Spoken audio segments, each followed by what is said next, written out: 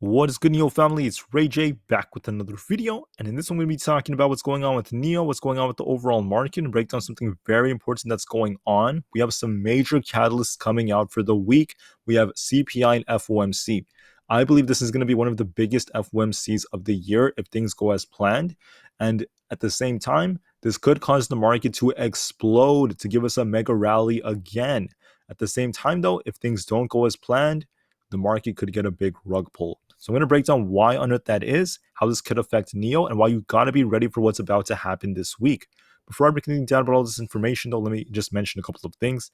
Firstly, I am not a financial planner. Take none of this as financial advice. And also don't forget about the Moomoo link. The offers ends very, very soon. Put in $100 in your guaranteed 5 free stocks with a $100 cash reward. All right, anyways, let's talk about the markets. What happened to NIO, okay? So there are two things affecting NIO the most, fundamentals and also the overall stock market and the economy, which in essence is basically impacting NIO. So that's basically like three things, but it's not so much as the economy. It has more to do with the collective market in a lot of ways. Now, the market was selling off for quite a while, and this caused NIO to start selling off a bit, right? But then what happened was fundamentally NIO did start reporting some weaker numbers when it came to deliveries for the last 2 months, and this caused NIO to drop even harder. NIO was in the double digits just a couple of months ago, right? It was in the tens. It was holding up nicely. We saw 14 earlier this year. It was holding up a lot better. It was a lot higher, and now it's only half what it was worth before. That's because NIO started to sell off very, very sharply after all the negative news that came out for deliveries and other factors like that. However, as NIO said during earnings, the second half of the year should be stronger for them. And they also said that in July, we should be expecting over 10,000 ES6 deliveries plus the other models, which could help them big time. Also, NIO said we should be expecting a 20,000 delivery month this year. By the second half of this year is going to come. NIO promised it, so we'll see what happens. And I am going to be optimistic because they seem very confident. And this could help NIO moving forward. But it's not just that. You also have to remember that because earnings was kind of decent in the middle, not that great. It was just in the middle, in my opinion. I know Q2 is not going to be that great, but what's good about it is guidance for like the Q3 is going to be much better. So once again, some good things came out of it. But what's good about NIO is it's being impacted by the markets. You can see how the market's been affecting it. In the past, the market was affecting NIO a lot more. And then starting this year, NIO was underperforming just a little bit, and then it got much worse after like the first couple of months where NIO started declining a lot more compared to like SPY. And I want to break this down. So SPY had this decline, so did NIO right here. They started pumping together, but then NIO, this was like around, I would say like close to like April time, April, May is when NIO really started declining after we got some bad numbers. But let me break down a couple of things. NIO is a stock that has high short interest or relatively high amounts of shares being shorted, and the market impacts it at the same time.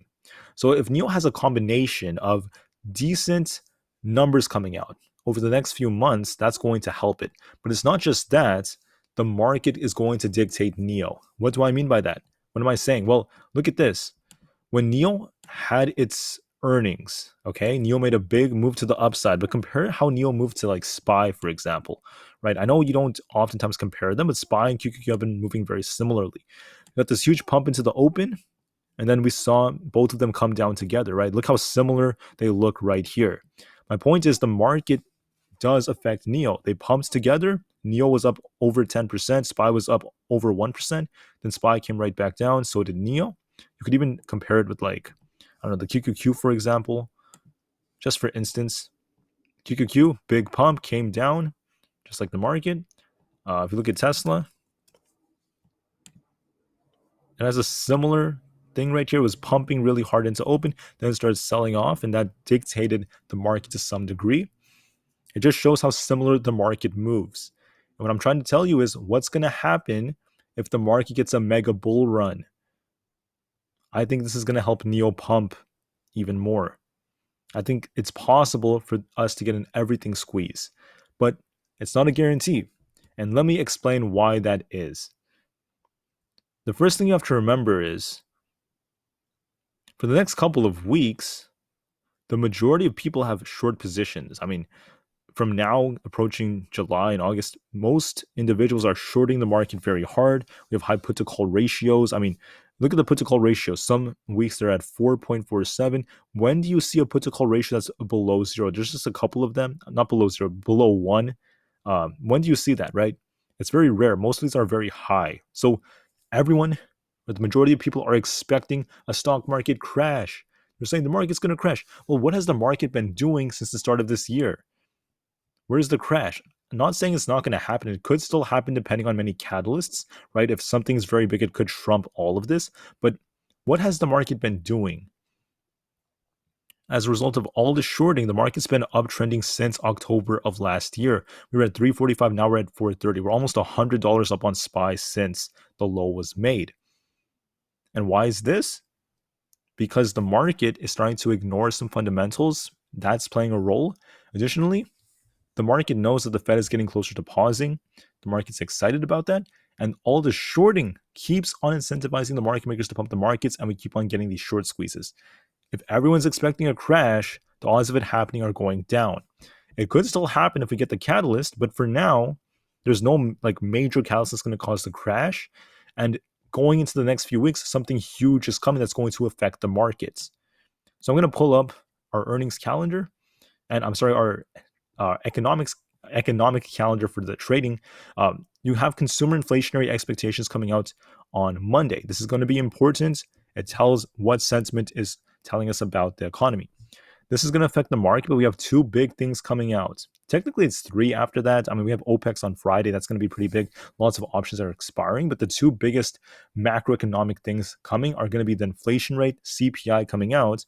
We're expecting a relatively decent CPI. Core to be 5.4% is what the forecast is. CPI to be 4.3% or lower. If CPI is decent, the Fed is going to be incentivized to pause. If CPI is too hot, the Fed may be de-incentivized to pause, right? Now, this is important because the Fed's policies is having a big effect on the banking situation. Banks have much tighter conditions now. It's becoming much more difficult for them to lend out money. It's de-incentivizing growth in the economy and slowing down demand. This is causing us to enter what's about to become a recessionary environment. We're not seeing the true effects yet, as it's taking a long time, but that's exactly what economic theories say. Now, going forward, once the data comes out, one of the biggest decisions of the year is going to be made. Wednesday, just a couple of days from now, we're going to have, I believe, the PPI report, and then, so the PPI is going to be pretty big too. That's another inflationary measure. The Fed's going to look at this, and then later on, we have the interest rate hike decision and the FOMC meeting. The market's expecting the Fed to pause. If the Fed pauses, the market is going to rip to the moon. It's going to rally very, very hard. Why? It's going to continue to squeeze shorts. It's going to continue to love what the Fed is going to do. And historically, when the Fed pauses, the market will at least temporarily rally, like big time. Now, does that mean the market's never going to crash? No, it doesn't mean that. It could still happen in the future, guys, right? The recession is still in the process of happening. We could still get some earnings recessions and etc. But the moment the Fed pauses, for the next week, I'm expecting the market to just rip. If the Fed doesn't pause, let's just say CPI is hot for June. If we get a hot CPI, if the CPI is way too hot, the Fed is going to be incentivized to raise the rate again. If the Fed raises the rate again, the market's going to get a rug pull. So it's really that simple in essence. But here's the thing. So on TradingView, I actually eliminated all these crazy levels I have on here. So on my Webull account, I basically have all these levels just for scalping and the day-to-day basis. But I don't have this on TradingView. I'm just using TradingView for the much bigger supply zones. So right here, check this out. Here are the much bigger resistance and supply zones. This is different from resistance, just resistance zones for scalping and on a day-to-day basis. These are the bigger zones, okay? If we get a Fed pause because of a low CPI, SPY is going to pump easily to 440 to 442. Call me crazy. Look at how it's been pumping so far. It actually broke temporarily today. It broke the August high. So it could pump. It really can. Look at how much it pumped before. It could definitely pump. And it's going to pump during a Fed pause event. That does not mean we're in the clear, but it could most definitely do this. What do I mean by the clear? I mean, like, with the whole, like, rug pull people are talking about because of a crash or like a credit crunch or something like that. It could still happen in the future. There's just no confirmation of it. And if you look at SPY, it's making higher highs and higher lows consistently. It's strong. We actually closed just under 430, so we're still strong, right? Compared to where we were a couple of weeks ago, the market is still strong. If we get that Fed pause, expect this thing to rip to 440 to 442. And if it breaks 442 during a crazy bull rally, it's the next major resistance. Yes, we have resistances on the way there, but the next major supply zone is going to be 450. And we're going to make our way up to one of these, most likely, if we get a Fed pause. I think so. Now, let's just say the Fed doesn't pause. If the Fed doesn't pause and they raise rates again, the market is going to panic. The market's going to come down very hard to fill a lot of these gaps into like the lower 400s, even lower possibly. And we're going to get a rug pull. Something bad's going to happen, right? For all the bulls. What's going to determine this? CPI. If CPI is way too hot, we might get a rug pull. If CPI is decent, there's a higher probability of the Fed pausing, which could help the market rally. So we have to be open-minded, but it's very likely and very possible that this could happen. The Fed may pause soon. And let me just add, when you look at NIO, it tends to be affected by the market. Now, I'm not saying this is going to cause NIO to go to $20, $15, but I could see NIO uptrending quite a bit if we're seeing the NASDAQ and the QQQ and Tesla, all of these things pumping. I could see NIO coming up to like fill this gap, for example, continuing to pump into like the 9s, for instance. That could happen over the next few weeks. Because also, even though NIO, it didn't really get a sustainable move to the upside, this inverse head and shoulder is still valid. So there's a chance it could continue uptrending in the future. Maybe it's because of the Fed, maybe not. I mean, I'm not guaranteeing the Fed is going to like pause or anything, but there's a high probability it's going to happen. The only thing that's going to stop the Fed would be a high CPI. That's it. A high CPI or a very high like PPI. That's it. That's all that's going to stop them. If we get a decent CPI, they're most likely going to pause. It's very likely they're going to get a pause soon. And then that's going to help the markets, which is going to help NIO and Tesla and all these stocks start pumping more.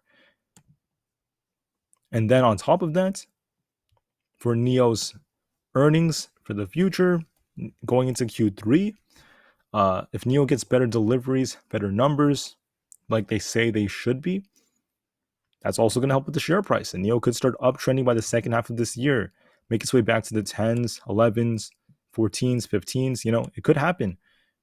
But we need the numbers first. So I just wanted to put this out there, just warn you guys about this. This is very important information. And I thank you all for listening. NIO to the moon, alongside the whole market, as the long term is very bright, regardless of what happens.